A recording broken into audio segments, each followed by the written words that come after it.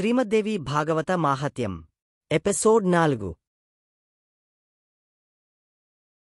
వాటిని చూసుకోవాలి. అలా కాక కేవలం దేవీ ప్రీతికోసమే దేవీ భాగవతం వింటున్నాను లేదా పఠిస్తున్నాను అనేట్టయితే దీనికి దేవీనవరాత్ర చతుష్టయం ఉత్తమోత్తమం. దేవీనవరాత్రాల్లో 4 రోజులు మిగతా నెలల్లో కూడా చేయవచ్చు. తిథివార నక్షత్రాలు మంచివిగా చూసుకుంటే చాలు. ఇది నిష్కామం కనుక అన్ని నెలలు యోగ్యాలే. ఒక వివాహానికి ఎలా సంబారాలు సమకూర్చుకుంటామో అలాగే ఈ పురాణ శ్రవణ యజ్ఞానికి సమకూర్చుకోవాలి. ఇది 9 రోజులపాటు సాగే యజ్ఞం. నవాహ యజ్ఞం, దేవీభాగవత పురాణ శ్రవణ యజ్ఞం. దేనికీ లోఢించకూడదు. 10 మంది సహాయము తీసుకోవాలి. వీరంతా దేవీభక్తిపరులై ఉండాలి. వదాన్యులై ఉండాలి. పనులు చేయడంలో చతురులై ఉండాలి. చుట్టుపక్కల గ్రామాలకు నగరాలకు ఈ పురాణ శ్రవణ వార్తను తెలియపరచాలి. తప్పకుండా రండి అని అందరినీ పిలవాలి. సౌరగాపత్య శైవ శాక్త వైష్ణవాది మతానుయాయులు అందరూ దీన్ని వినవచ్చు, పహించవచ్చు. దేవీభాగవత పీయూషం పంచుతున్నాం, రండి, వచ్చి భక్తిశ్రద్ధలతో ఆస్వాదించండి అని అందరినీ ఆహ్వానించాలి. చతుర్వర్ణాలవారు, స్త్రీలు పురుషులు, అన్ని ఆశ్రమాలవారు, సకాములు నిష్కాములు అందరూ ప్రేమతో ఈ అమృతాన్ని చెవులారా గ్రోలవచ్చు. 9 రోజులు ఉండి విని వెళ్ళండి అని ఆప్యాయంగా సవినయంగా పిలవాలి. కుదరనివారు వీలైనన్ని రోజులు ఉండి విని వెళ్లవచ్చు. మధ్యలో వచ్చి వినవచ్చు. వచ్చినవారందరికీ బస వసతులు ఏర్పాటు చెయ్యాలి. విశాలమైన పందిరివేసి చాందినీలు కట్టి అరటి బోదెలతో, కొబ్బరాకులతో, మామిడి తోరణాలతో అలంకరణ చెయ్యాలి. మనోహరంగా వేదిక నిర్మించాలి. దాన్ని గోమయంతో అలికి ముగ్గులు పెట్టాలి.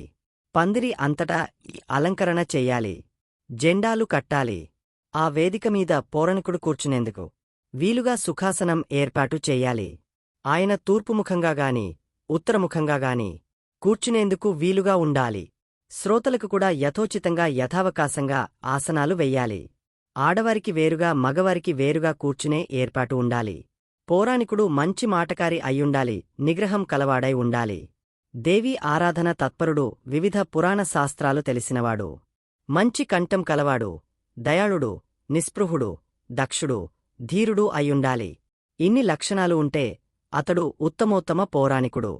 శ్రోతలు కూడా బ్రహ్మణ్యులు, దేవతాభక్తులు, కథరస పరాయణులు, ఉదారులు, అలోలుపులు, నమ్రులు, హింసాది దుర్గుణ వివర్జితులు అయ్యుండాలి. పాషండులు, లుబ్ధులు, నాస్తికులు, దుశ్శీలురు, దుర్గుణులు, నిష్ఠురులు, క్రోధనులు, శివకేశవులకు భేదం పాటించేవారు ఈ పురాణం చెప్పడానికిగాని వినడానికిగాని పనికిరారు. ఇది దేవి యజ్ఞం. ఈ మాట మరిచిపోకూడదు. పురాణశ్రవణం జరుగుతున్నప్పుడు లేదా పహిస్తున్నప్పుడు అనేక సందేహాలు, సంశయాలు వస్తూ ఉంటాయి. వాటిని తీర్చడానికి వీలుగా సమర్థుడైన పండితుని ఒకరిద్దరినిగాని ఆహ్వానించి పౌరాణికుని సన్నిధిలో కూర్చుండబెట్టాలి. ఈయన సహాయకుడుగా వ్యవహరిస్తూ సందేహాలు తీర్చాలి. ప్రారంభముహూర్తానికి ముందు రోజునే వక్తృ, శ్రోతలు క్షురకర్మాదులు చేయించుకోవాలి. అందరూ పురాణ శ్రవణ దీక్షను స్వీకరించాలి. తెల్లవారుజామునే లేచి కాల్యాలు తీర్చుకుని స్నానసంధ్యాదులు ముగించి వినడానికి కూర్చోవాలి. ఈ 9 రోజులు వీటిని క్లుప్తంగా ముగించుకోవచ్చు. కథాశ్రవణ యోగ్యత్వ సిద్ధికోసం యథాశక్తిగా గోదానాదులు చెయ్యడం మంచిది. నిర్విష్ణపరిసమాప్తిని కాంక్షిస్తూ ముందుగా గణపతిని పూజించాలి. కలశస్థాపన చేసి అర్చించడం, వటుక, క్షేత్రపాల, యోగిని మాతృక, తులసి, గ్రహ హరిహరాదులను పూజించడం యథావిధిగా చేస్తే విశేష ఫలితాలు ఉంటాయి. నవాక్షరమంత్రంతో జగదంబికను అర్చించాలి. శ్రీమద్దేవి భాగవత పుస్తకాన్ని సకలోపచారాలతోనూ పూజించాలి. ఇది ఆ పరాశక్తికి వాగ్రూపమూర్తి. శోభనాక్షరవిరాజితం కనుక గ్రంథపూజ చెయ్యాలి.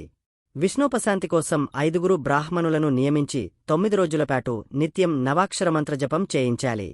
సప్తసతీస్తవం పారాయణ చేయించాలి. ఏ రోజుకారోజు పురాణ శ్రవణానికి ఆరంభంలోనూ ముగింపులోనూ ప్రదక్షిణ నమస్కారాలు చేసి జగదంబికను స్తుతించాలి.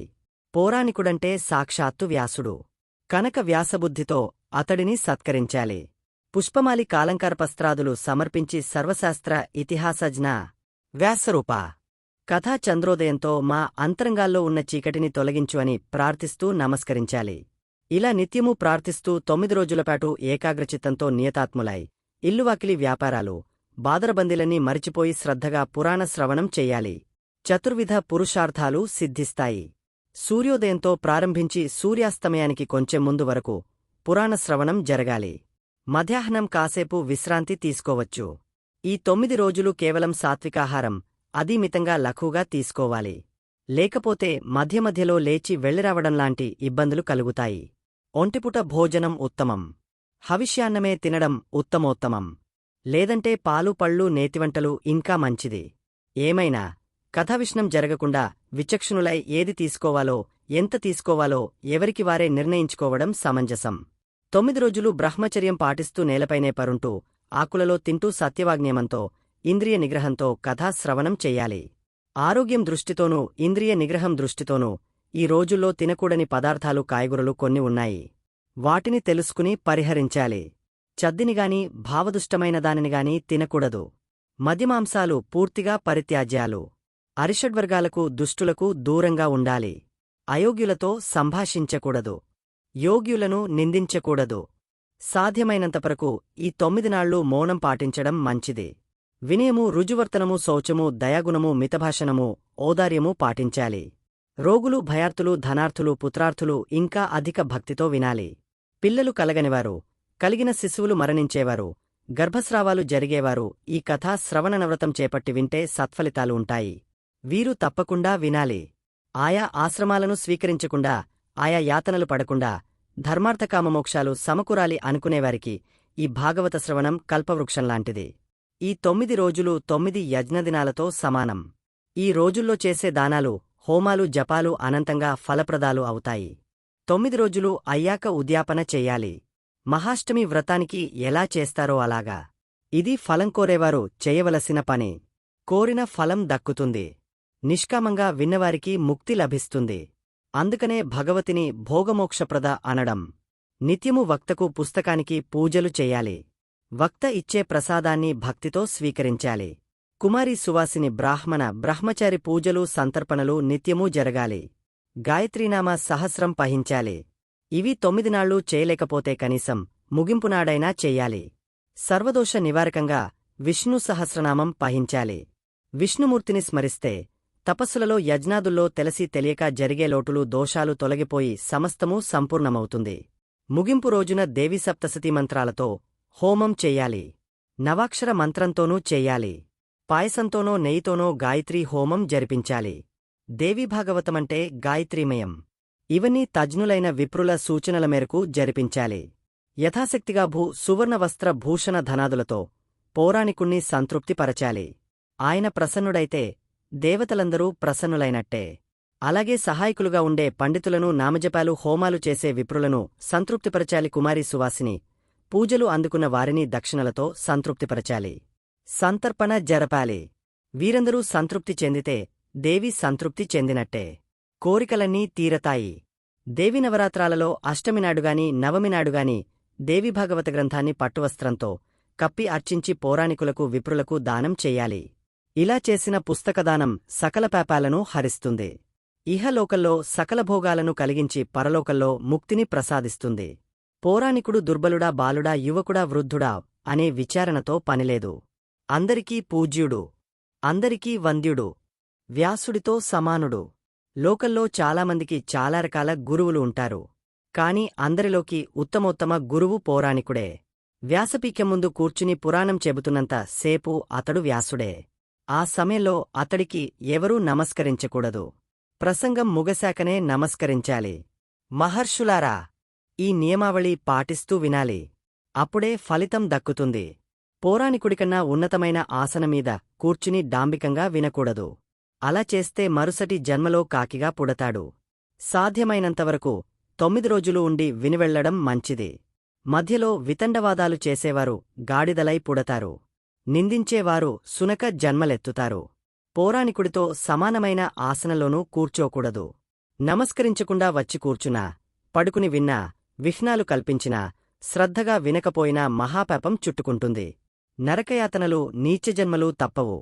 అందుకని పురాణాన్ని పౌరాణికుణ్ణి గౌరవిస్తూ భక్తి శ్రద్ధలతో వినాలి. పురాణ ప్రవక్తకు యథాశక్తిగా పండో ఫలమో ధనమో వస్త్రమో ఇవ్వాలి.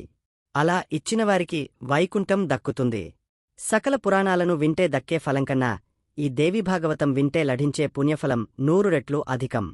ఈ పుస్తకానికి అట్టవేసినా, నూతన వస్త్రం చుట్టిన దారం సమకూర్చినా అది అత్యంత పుణ్యప్రదం. నదులలో గంగ, దేవుళ్లలో శివుడు, కావ్యాలలో రామాయణం, గ్రహాలలో సూర్యుడు, తారకలలో చంద్రుడు, ధనాలలో కీర్తధనం, క్షమగుణ సంపన్నులలో భూమి, గాంభీర్యంలో సముద్రుడు, మంత్రాలలో గాయత్రి, పాపనాశకులలో శ్రీహరి ఎలా ఉత్తమోత్తమమో అలా పురాణాలలో దేవీభాగవతమే ఉత్తమోత్తమం. ఎలాగోలాగా శ్రమపడి 9 రోజులు వింటే, 9 పర్యాయాలు వింటే ఆ ఫలితం వర్ణనాతీతం. అతడు జీవన్ముక్తుడే. రాజభయం, శత్రుభయం, మహామారీభయం, దుర్భిక్షభయం, రాష్ట్రభంగభయం ఇలాంటివి వచ్చిపడ్డప్పుడు ఈ భాగవతాన్ని చదవడం వినడం చాలా మంచిది. అన్ని భయాలు తొలగిపోతాయి. భూతప్రేత వినాశం కోసం, రాజ్యలాభం కోసం, సంతాన ప్రాప్తి కోసం దీన్ని తప్పక వినాలి లేదా పారాయణ చెయ్యాలి. దీనిలో కనీసం ఒక్క శ్లోకాన్నో శ్లోకభాగాన్నో విన్నా చదివినా దాని సత్ఫలితం తప్పక కనిపిస్తుంది. ఉత్తమగతి లభిస్తుంది. ఆదిలో మహాదేవి ఈ పురాణాన్ని అర్ధశ్లోకంతో చెప్పింది. అదే శిష్యప్రశిష్యుల ద్వారా ఇంత గ్రంథంగా విపులీకరించబడింది. గాయత్రికి సాటివచ్చే మంత్రంగాని, దేవతగాని, తపస్సుగాని లేవంటారు. అలాంటి ఆ గాయత్రి ఈ గ్రంథంలో సరహస్యంగా ప్రతిపాదింపబడింది, ప్రతిష్ఠింపబడింది. తరువాత ఏం జరుగుతుంది అనేది నెక్స్ట్ వీడియోలో చూద్దాం. మా వీడియో మీకు నచ్చినట్టు అయితే లైక్ చేయండి, షేర్ చేయండి. ముఖ్యంగా సబ్స్క్రైబ్ చేసుకోవడం మరచిపోకండి. మీ సలహాలు సూచనలు ఏమైనా ఉంటే కామెంట్ చేయండి. సోషల్ మీడియాలో ఫాలో అవ్వండి.